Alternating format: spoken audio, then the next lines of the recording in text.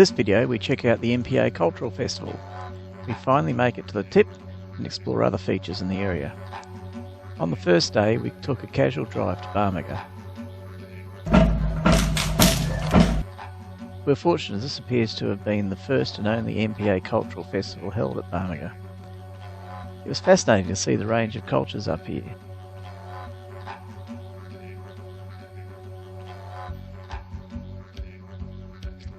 Clearly boats feature in this area.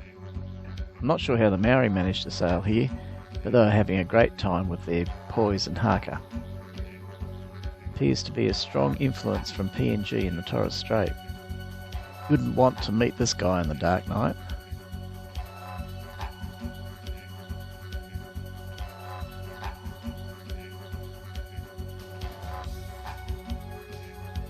Soon we were back at Loyalty Beach.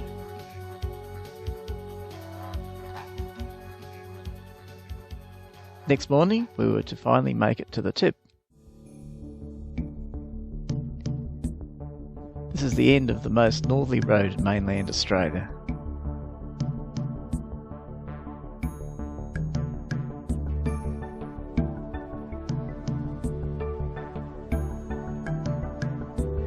From here you need to take a short walk to the tip. We're a long way from Sydney, 2,720 kilometres as the crow flies, or at least 3,400 by car. Finally we were descending to our destination. Fishing rods seemed to be the thing to take.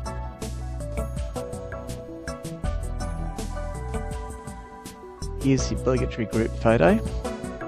Along with Bill we were Greg and Judy, Shane and Julie, Gail and John, and Josh and Sophie. I was going to get a drone shot from across the strait, but we were warned that a rescue helicopter was coming and drones are not to be used. Apparently a fisherman had slipped and broken a leg and a chopper was coming to pick him up. So they dropped off the paramedics.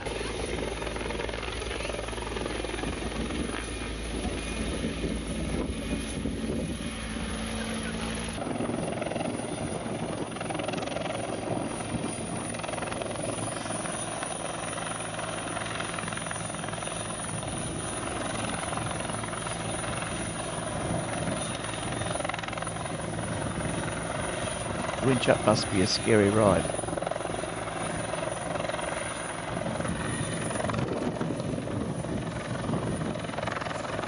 But it's getting into the door that appears to be the riskiest manoeuvre. We'd want to be strapped in well.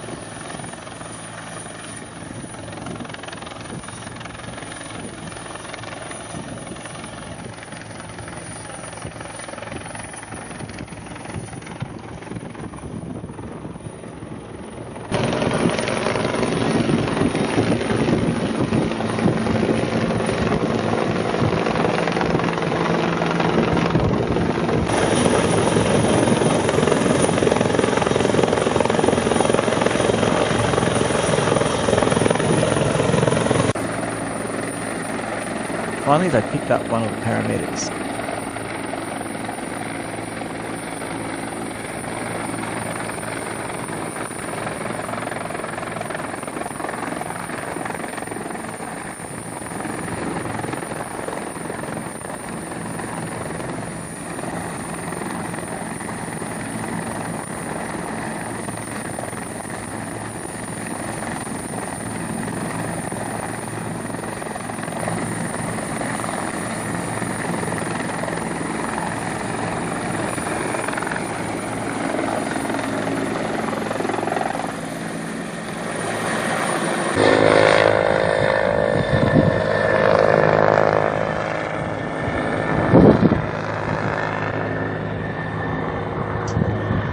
These guys seem to have missed out.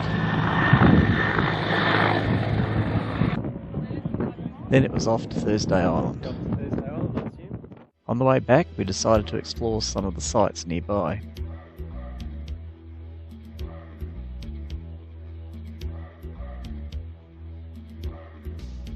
Lake Matura is an interesting inland lake. We then investigated the sixth beach, Matura Beach. It was a bit tricky getting out though. We then moved on to Somerset. Someone needs to buy them a new flag. This one hangs on by a thread. There seem to be decorated graves in many places in this area.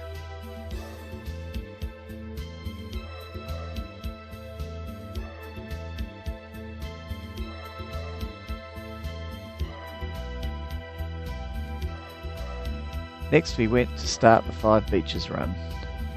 It's a nice run down the 5 beaches. We stopped at one to check it out.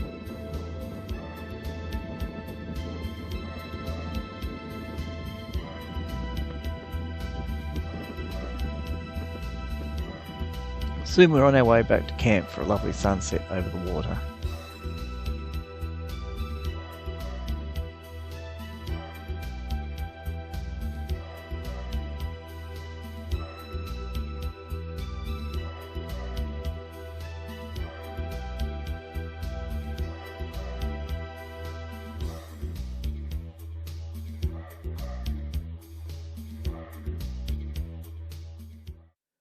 Next morning, I helped Bill with some running repairs to his Triton.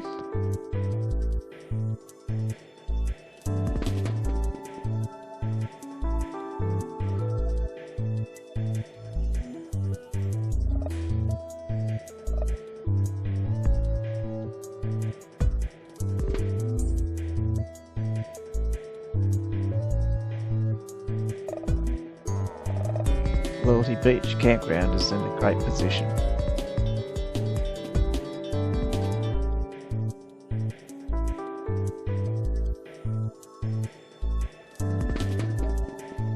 Soon we got ready to check out some more sites in the area.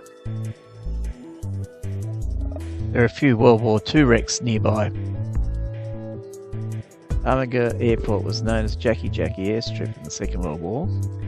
It was the most northerly airstrip on the Australian mainland and a bastion against any Japanese invasion. This DC-3 crashed in the dark on a hill on approach only 5 kilometres from the runway. This is a photo taken at the time.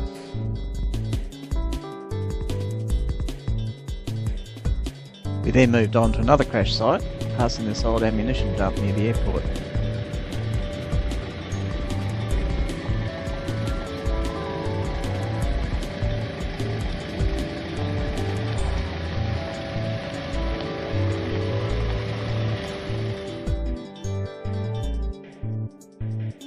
It was the crash site of the Bristol Beaufort Mark 8, seen here in earlier times.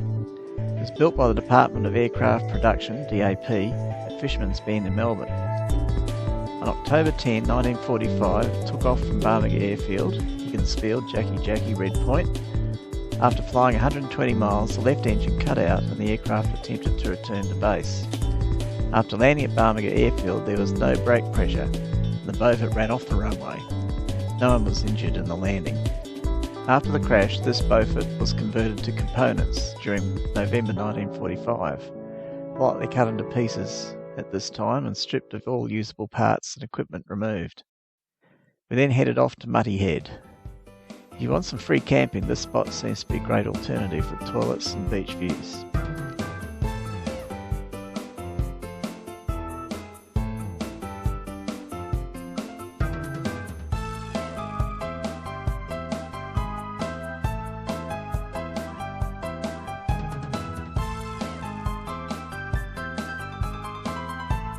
Nearby is the Muttee Head radar station. This 180 kilowatt radar could detect enemy aircraft up to 150 kilometres away. It's the only remaining World War II radar element surviving on the Australian mainland.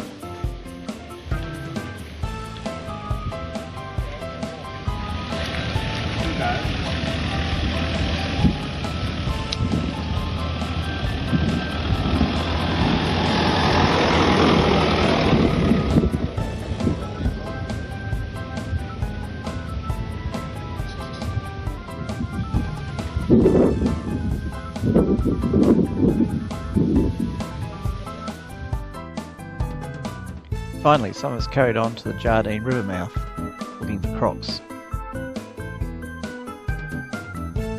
Sadly, none were found. This is pretty much an untouched waterway.